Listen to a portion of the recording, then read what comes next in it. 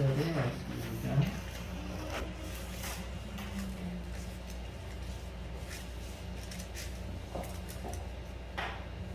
요한복음 5장 2절의 말씀.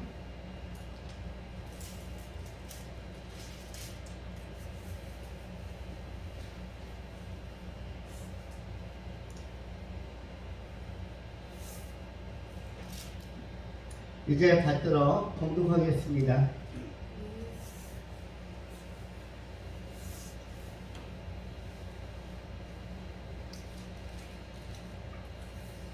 예루살렘에 있는 양문 곁에 히브리 말로 베데스다 라하는 곳이 있는데 거기 행각 5이 있고. 아멘. 오늘은 요한복음 5장 2절의 말씀을 통해서 양문 곁 베데스다라는 제목으로 하나님의 말씀을 전하겠습니다. 양문 곁 베데스다. 요한복음 5장 2절에 나오는 말씀 본문에서 그대로 딴 제목입니다. 본문을 두 가지로 나누어서 정돈합니다. 첫 번째 양문, 두 번째 베데스다, 이렇게 양문과 베데스다로 나누어서 본문 요한복음 5장 2절을 설교하도록 하겠습니다. 먼저 양문에 관한 것입니다. 양문이라는 표현은 아시는 것처럼 양의 문이고요. 영어로는 sheep gate라고 하는 것입니다. sheep gate. 양이 들어가는 문. 그리고 그 안에는 양의 희생이 예고되어진 이 양문으로 들어가면, 이 좁은 문 양문으로 들어가면 거기는 양이 그야말로 피 흘릴 준비를 하는 그런 문이 양문입니다. 이것은 히브리어로는 샤르 하츠온이라고도 표현하는데, 샤르 하츠온, 영어로는 쉽게이트, 이것이 바로 양문인데, 구약시대에는 이 양문으로 들어가면 그 양은 피 흘림을 받고, 그리고 하나님의 시온자로 들어가서 피 뿌림을 통해서 백성들의 죄를 속죄하는 이 속죄제의 그 중요한 통로로, 그런 의식으로 쓰였던 것이고요. 바로 양의 문을 통과한다는 것, 양문을 들어가고 있다는 것은 결국 어떠한 대상의 죄의 문제를 해결하기 위하여 피 흘린다는 것을 전제하는 내용이라고 할 수가 있습니다. 그런데 이 피가 흘려지는 양문, 느헤미야서 3장 32절에도 예루살렘 성을, 또 성벽을 건축하고 재건하면서, 그러면서 여기서 양문이라는 것을 만들고 양문을 통해서 그야말로 희생당할 어린 양이 들어가는 통로가 만들어졌음을 보여주고 있습니다. 어떻게 보면 이 양문이라는 것은 좁고, 그리고 양의 입장에서는 굉장히 들어가기가 어려운, 또 들어가기를 꺼려할 만한 그러한 문이라고 할 수가 있습니다. 예수님께서는 이사야서 53장 1절부터 6절에 양으로서 표현되고 있습니다. 본문을 다시 한번 확인하면 다음과 같습니다. 우리가 전한 것을 누가 믿었느냐? 여호와의 말이 누구에게 나타났느냐? 그는 주 앞에서 자라나기를 연한 순 같고 마른 땅에서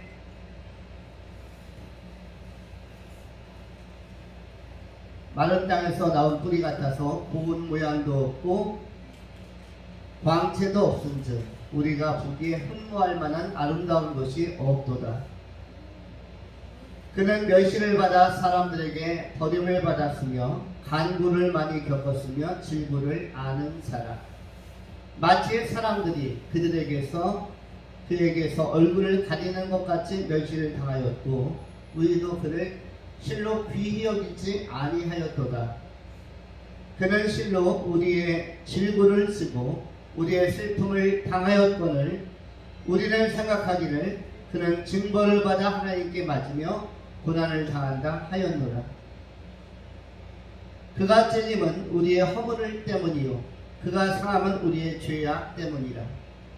그가 징계를 받음으로 우리는 평화를 누리고 그가 채찍에 맞음으로 우리는 나음을 입었도다. 우리는 다 양 같아서 그릇 행하여 각기 제 길로 갔거늘 여호와께서 우리 모두의 죄악을 그에게 담당시키셨도다.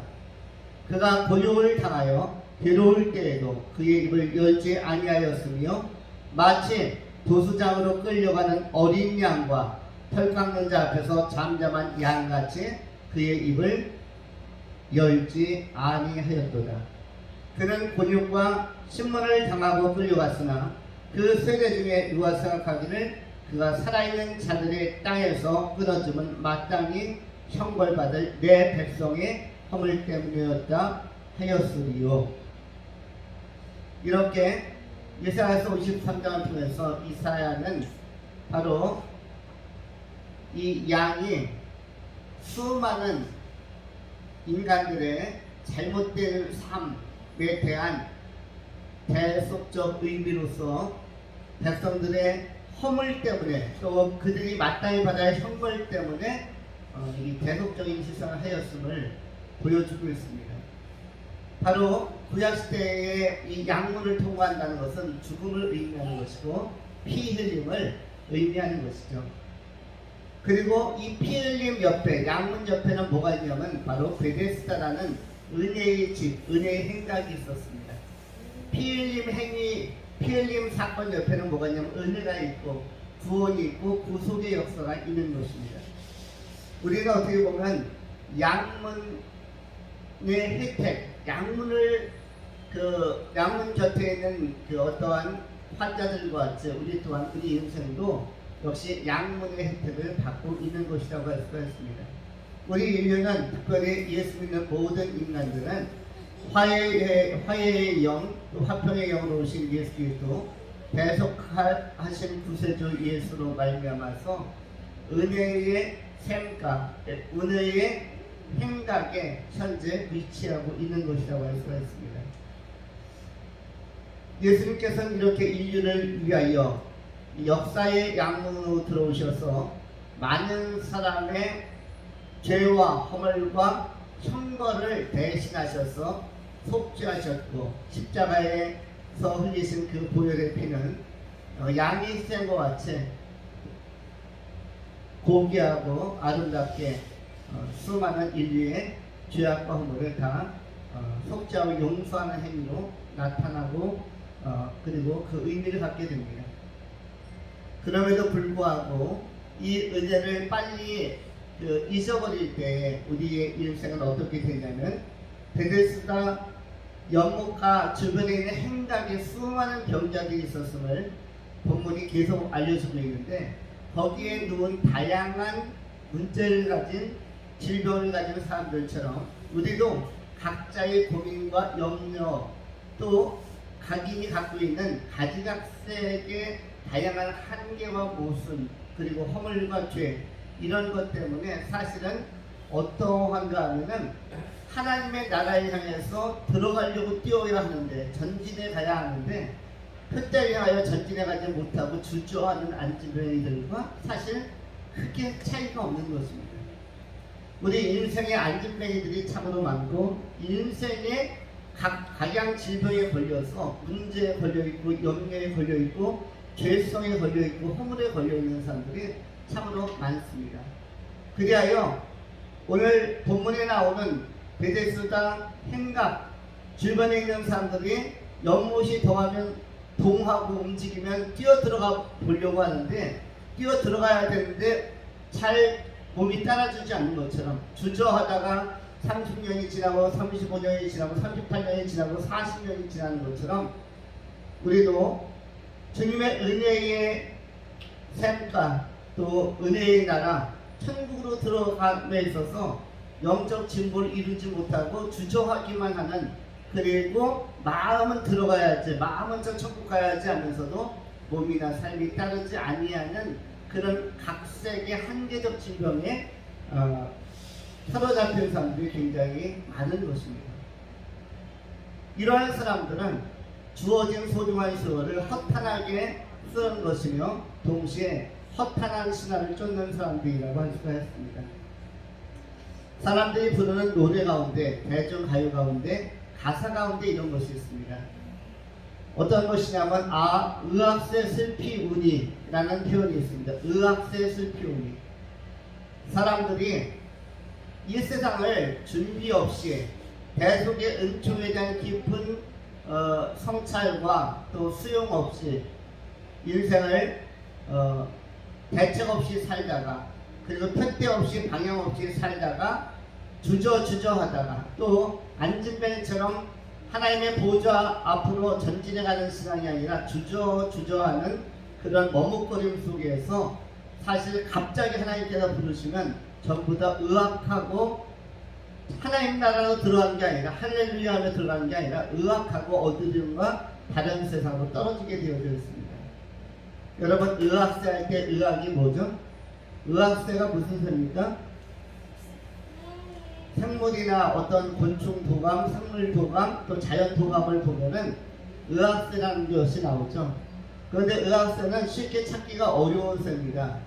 왜냐하면 의학세는 실제적으로 이런 일반 대중이나 서민들의 사회 속에서는 불리워지는 세지만, 실제로 의학세를 사전에서 찾거나 아니면은 실제로 찾아내기가 쉽지 않습니다. 왜냐하면 의학세가 뭔지 잘 모르기 때문입니다.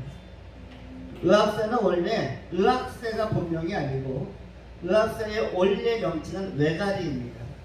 외가리는 주둥이, 새의 입을 주둥이라고 하죠. 약 20cm 되는 굉장히 큰 대자만큼의 큰 이를 가지고 있고요. 몸통은 1m 정도, 날개를 피면 좌우 폭까지 하면 2m 가까운 것이 외가리입니다. 이 외가리는 가만히 논이나 숲을 응시하다가 입이 하도 커서 20cm 이상 큰 입을 가지고 있기 때문에 부리가 날카로워서 작은 새든 쥐든 뱀이든 심지어 토끼까지도 한 입에 삼키는 것이 바로 외가리입니다. 이 외가리는 보통 새처럼 5cm, 7cm 짧은 부리를 가지고 있지 않고 20cm 가까운 굉장히 날카로운 큰 부리를 가지고 있어요. 그래서 토끼도 여러 입에 삼키는 게 아닙니다. 단 한 번에 집어서 한 번에 삼키는 것이 바로 외가리입니다. 그래서 토끼든 다람쥐든 쪽제비든 한 번 외가리한테 걸리면은 굉장히 빠른 속도로 그 20cm나 되는 큰 부리를 확 집어서 한 번에 그냥 삼켜서 두 번 목을 출렁거리면 벌써 위까지 들어갑니다. 그것이 외가리인데, 근데 외가리가 소리를 낼 때, 울 때 어떻게 하냐면은 의학이라고 소리를 질러요. 의학합니다. 여러분, 우리가 교회에서 한 4년 전에 공작을 키워본 일이 있습니다. 공작새를 키워보니까 공작새의 울음소리가 어떠했죠? 공작새의 울음소리가 굉장히 뻥뻥 어떤 총을 쏘는 것처럼 상당히 크고 무슨 소형 대포알 터지는 것처럼 깜짝 놀랄 만큼 빵빵 이렇게 터지는 그러한 것이 바로 공작이었습니다. 그런데 외가리는 그렇게 뻥 또는 꽝 이렇게 하지 않고 의학하고 자꾸 울기 때문에, 소리를 내기 때문에 외가리를 갖다가 사람들이 그 이름을 잘 모르겠는데 자꾸 의학 소리를 지르니까 의학세라고 부르는 것이죠. 결국 이것은 한국에서 자생하는 저 외가리를 이야기하는 것입니다. 그런데 이와 같이 준비되지 않은 사람들은 사실 이 땅을 순식간에 부지불식간에 떠날 때에 바로 의학이라는 비명이 터지게 될 것입니다. 얼마 전에 몇 개월 전에는 그 이태원에서 300여 명이 그야말로 인생을 마무리할 준비도 하기 전에 그냥 의학하고 떠났고요. 또 한 2주일 전에는 터키와 그 시리아 지역에서 4만 명이 넘는 사람들이 그냥 의학하고 떠났습니다. 너무나 많은 사람들이. 그리고 우크라이나와 러시아 전선에서도 지금 수만 명이 작년 올해에 걸쳐서 1년째 계속 실시간 세상을 떠나고 있습니다. 그야말로 의학이죠. 그런데 우리는 아직 기회가 있을 때에, 지금은 은혜의 때요, 지금은 구원받을 만한 날인데, 이러한 때에 우리가 안전벨리와 같이 그냥 물이 동할 것만 기다리는 것이 아니라 은혜의 보좌 앞에 담대히 나갈 필요가 있고, 특별히 양문의 은총, 예수님께서 이미 대속의 은혜, 대속의 길을 다 열어주셨기 때문에 우리는 조금 더 예수의 피를 힘입어 담대함으로 주께 나갈 필요가 있는 것입니다. 다시 한번 우리가 하나님에 대한 생각을 다시 우리의 마음에, 삶의 중심에, 하루의 중심에 새길 필요가 있습니다. 시편 50편 22절로 23절에 성경은 이렇게 기록을 하고 있습니다. 하나님을 잊어버린 너희여, 이제 이를 생각하라. 그렇지 아니하면 내가 너희를 찢으리니 건질 자가 없으리라. 감사로 제사를 드리는 자가 나를 영화롭게 하나니 그의 행위를 옳게 하는 자에게 내가 하나님의 구원을 보이리라. 하나님의 구원이라는 표현이 나오고 있습니다. 우리가 감사함으로 하나님께 제사, 하나님에 대한 영적 산제사, 달리 표현하면 영적 예배를 드릴 필요가 있고, 그리고 하나님을 영화롭게 하는 삶, 그리고 그 행위를 스스로 돌이켜 옳게 하는 결단이 꼭 필요한데, 이러한 자에게 하나님의 구원을 보이시겠다라고 선언하고 있습니다. 이 세대 또한 다윗의 세대와 같이 하나님을 잊어버리는 세대입니다. 하나님이 내 삶의 중심에서 자꾸 비껴나가는, 중심이 아닌 아웃사이더로 비껴나가고, 내 인생의 핵심이 아니라 주변부로, 외곽으로 자꾸 하나님의 거룩한 자리, 하나님에 대한 관심, 하나님의 통치 안에서 순전하게 우리의 마음을 하나님 나라 지향적인 소망으로 모아가지 못하고, 하나님 나라에 대한 이 핵심적인 가치와 소망들이 내 삶과 관심에 너무 주변부로 밀려나고 있다는 것입니다. 우리의 삶에 더 안정되고 불안이 없고 초조함이 없고 근심이 없고 염려가 없으려면 하나님이 우리의 삶에 다시 중심으로 들어와야 하고, 예수님이 우리의 삶의 핵심적인 자리에 좌정하셔야 하는 것입니다. 우리가 삶에 있어서, 지금까지 우리의 생활에 있어서 가장 안정된 때는 하나님이 중심일 때였습니다. 하나님이 내 삶의 중심이었고 예수님이 내 삶의 핵심이었을 때 내 삶의 원동력이고 내 삶의 힘의 근원이었을 때, 믿음의 선배들처럼 하나님을 온전히 앙모하고 사모할 때, 그때가 우리가 가장 활력 있고 활성화되고 성령 충만하고 그리고 가장 힘있게 쓰임받는 그런 생동하는 시기였습니다. 그렇다면 이러한 시기가 이제 많이 지연되고 유보되었다면, 한때 헝클어졌다면, 이제 우리가 다시 하나님을 기억하고 다시 하나님을 찾고 다시 하나님 앞에서 양문 곁의 은혜, 양문의 은혜, 주님께서 우리를 위하여, 우리처럼 하찮고 대단하지 않은 사람들을 위하여 피 흘려 죽으시기까지 사랑하시고 헌신하셨는데, 우리가 그 주님께서 내 삶에 정말 상당히 많은 문제도 해결해 주실 것이며, 내 삶에 갈피를 잡지 못하는 많은 문제에 대해서도 정돈해 주실 것을 믿고, 우리가 일반적으로 도로가 헝클어지고 차량이 엉킨 것들은 교통경찰이 질서를 잡아주지만, 그러나 인생이 엉킨 것은 하나님이 중심을 잡아주시는 것입니다. 우리 차량이 얽혀서 전복되고 얽히고 설키고 해서 혼잡한 것은 교통경찰이 개입하면 이거는 정돈이 됩니다. 한쪽 방향을 막고 한쪽 통로를 열어주고 이렇게 하면서 조율하면은, 교통경찰이 오면은 차량 혼잡이나 도로 혼잡은 해소가 되는 것처럼 인생의 혼잡과 인생의 범자스러움과 인생의 염려와 걱정과 근심은 예수님께서 우리의 삶의 중심에, 인생의 혼잡한 한복판에 문제의 근저에 다시 주님을 모시게 되어지면 주님이 오시면 다 정돈이 되는 것이죠.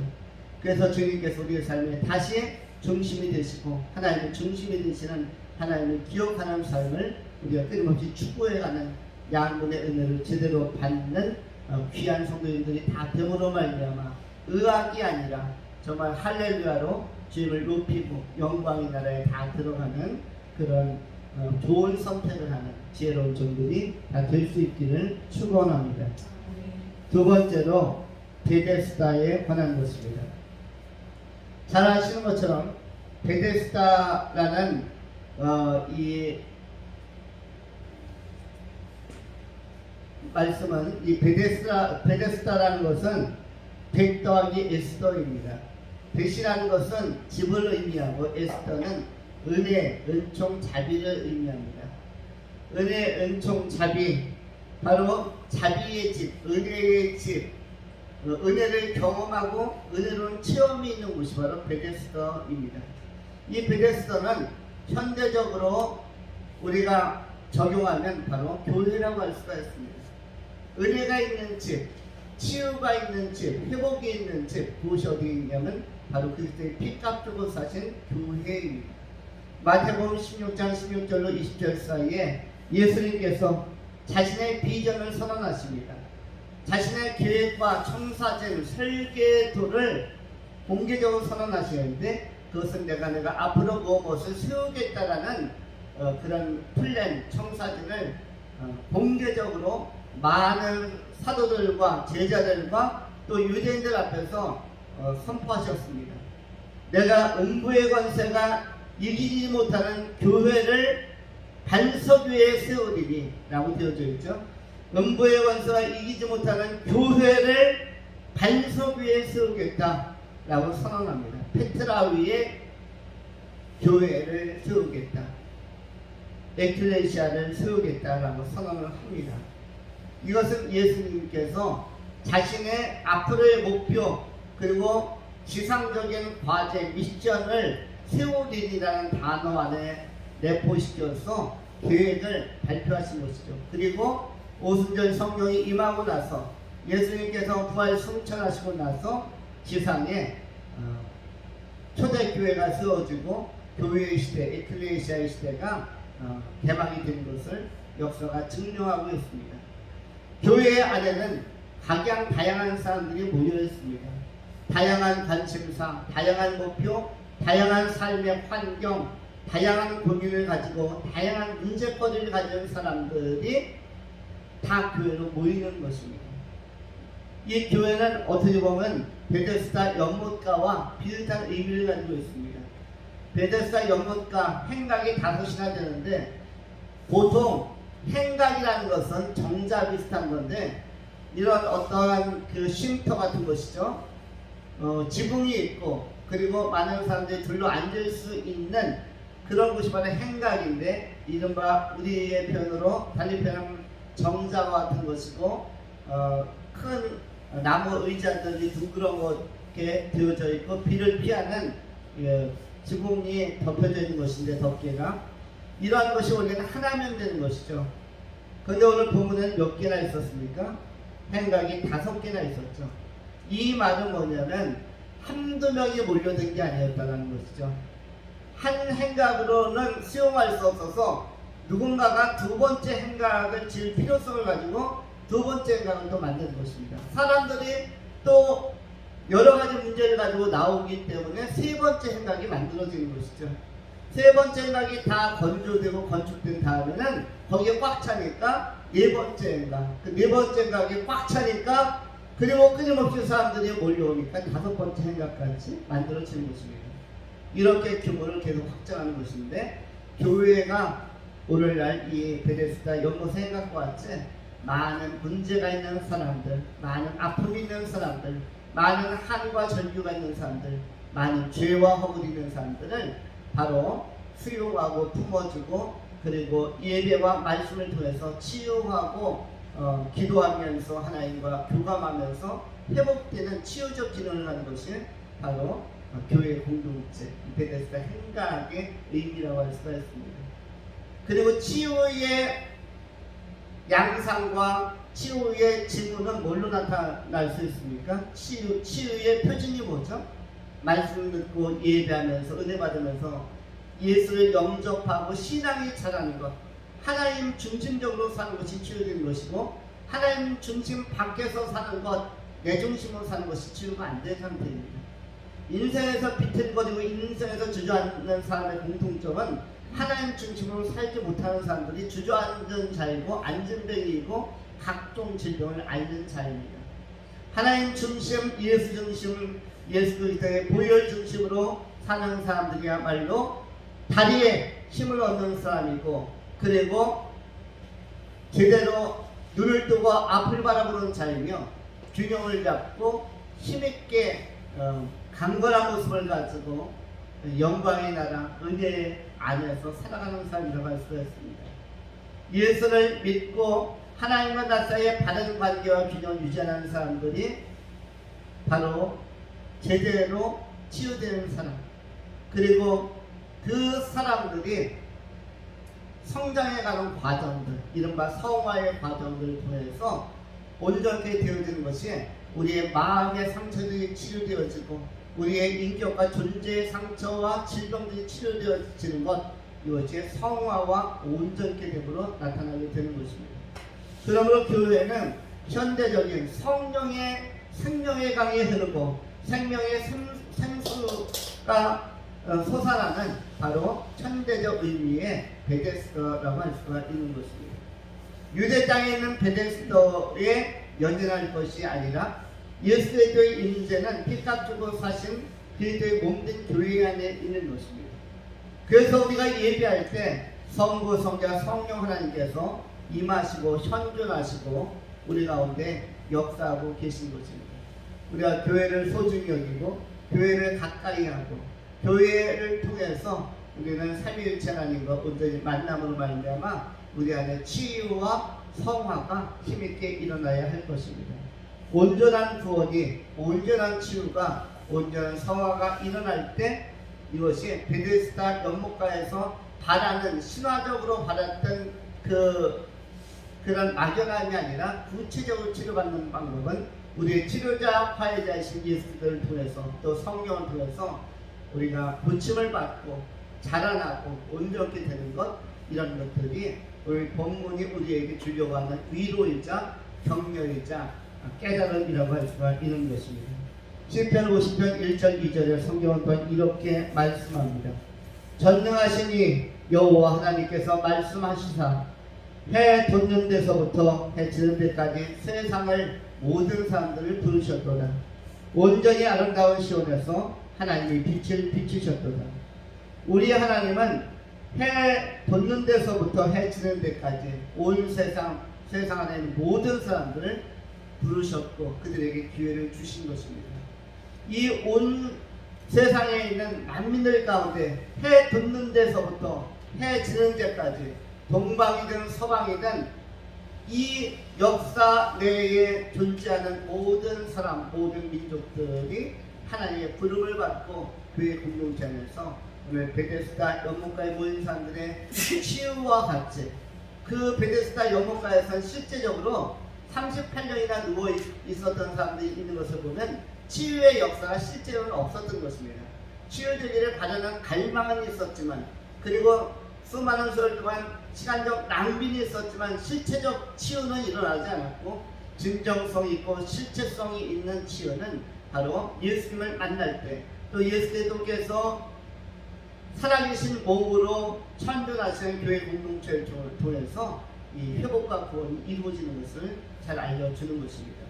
우리가 이전보다 그리스도의 몸된 교회를 더욱더 사랑하고 그리스도의 몸된 교회 공동체 안에서 하나님의 말씀과 선포된 말씀과 또 그 말씀을 음미하고 묵상하면서 그것이 우리의 영혼에도 스며들고 가슴에도 스며들고 우리의 인생의 여정에도 스며들어서 삶의 모든 영역에서 스며들므로 말미암아 온전한 회복과 온전한 성화와 온전한 결심으로 맺혀지는 강건하고 또 충만하게 세워지고 정상화되는 그런 좋은 결심을 맺어가는 아름다운 세계로 잘 쓰임받을 수 있기를 축원합니다.